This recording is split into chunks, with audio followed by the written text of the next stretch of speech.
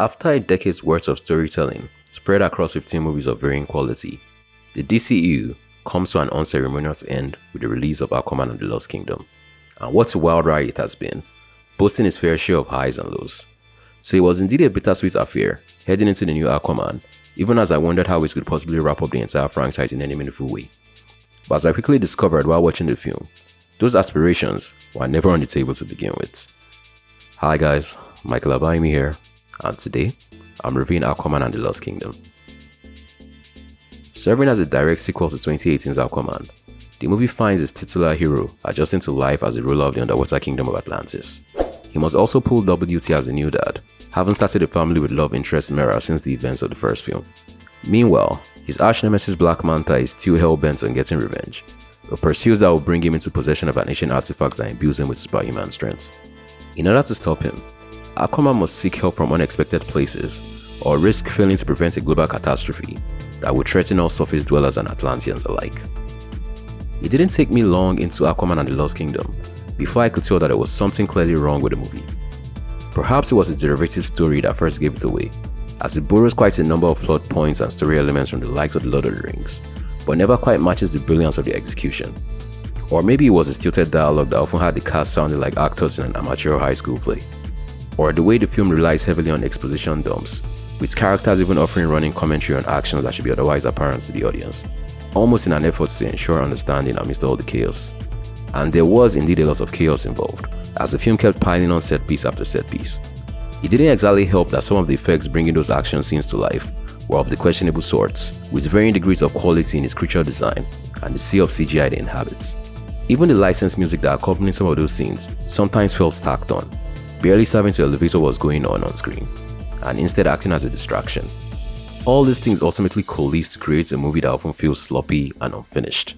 But somehow, as though through some ancient magic and wizardry conjured up by director James Wan, the whole thing still manages to work, or at least it never truly collapses under the weight of its hodgepodge storyline and wooden deliveries. This is largely due to the fact that the movie fully embraces its own zaniness, much like the first one did. It also never tilts completely into the realm of silliness either, a la Thor: Love and Thunder. I found myself laughing with the movie as much as I was laughing at it, and it was only then that I had to concede that I was indeed enjoying myself. It is as though the filmmakers knew all the things that helped propel the first movie to become the DCU's first and only billion-dollar grosser, and they doubled down on all of it. It fully embraces the fantastical side of the DC Comics it is based upon, depicting underwater cities and desert kingdoms populated by all manner of creatures, all of which were pleasing to see, brought to life on the big screen. The action was also some of the best I've seen in a DCU in a long time, stretching the limits of plausibility while giving more than enough eye candy to satisfy action junkies. I must of course acknowledge the fact that some of the things I just mentioned could very well be considered turn-offs by some. After all, not everyone I spoke to about the first film appreciated its more light-hearted take on the superhero genre, or the little visual flourishes and gags that helped flesh out its underwater kingdom. This is to say that anyone expecting something less campy might be disappointed to see the movie fully lean into the camp. But if you like what you got in the first film and are content with getting more of the same, then there is plenty to love about Aquaman and the Lost Kingdom. Looking back at the DCU as a whole, it is clear that the franchise lacked any kind of cohesive vision tying together a cinematic universe, or that whatever grand plans or ideas that fueled early entries like Man of Steel and Batman v Superman were simply never given any room to grow or flourish. And that, in itself, is the true tragedy of the entire endeavor, that sense of loss at the thought of what could have been.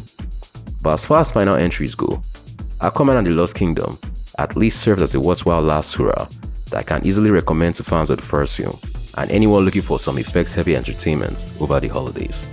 I'll give the film a 7 out of 10. What did you think about Aquaman and the Lost Kingdom? Let me know in the comment section down below. Don't forget to like this video if you enjoyed watching this review, and to subscribe to the channel with notifications turned on if you'd like to see more reviews like this in the future. And until the next one, this is Michael, signing off.